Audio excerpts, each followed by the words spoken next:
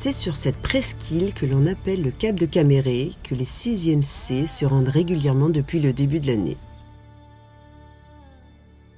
En compagnie de spécialistes, ils apprennent les caractéristiques de la forêt sèche, de la mangrove et surtout comment les préserver. La parcelle de forêt sèche est très fragilisée.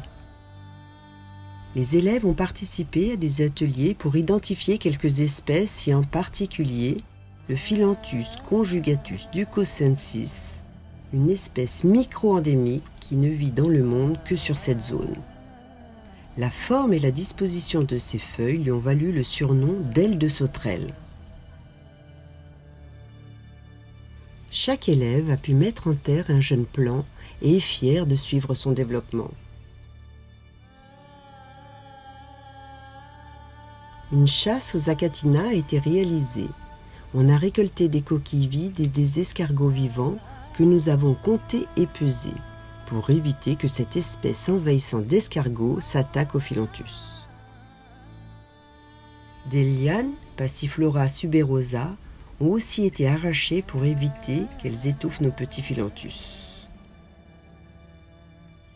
Mais le cap, c'est aussi une mangrove en bon état. Fabienne, passionnée, nous raconte la mangrove. Des palétuviers soleil, des palétuviers aveuglants, des palétuviers échasses, des racines qui s'entremêlent pour être plus stables sur ce sol vaseux, des graines qui germent sur l'arbre pour éviter qu'elles se noient, des racines sorties de l'eau pour respirer, des stratégies que ces arbres ont développées pour pousser les pieds dans l'eau.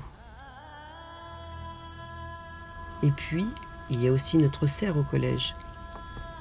Des petits plants de santal accompagnés de leurs plantes hôtes alternanthera se développent dans notre serre.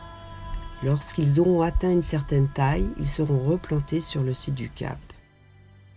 En menant ces actions, les élèves ont pris conscience du joyau qui fait partie de leur environnement et de l'importance de le connaître et de le préserver.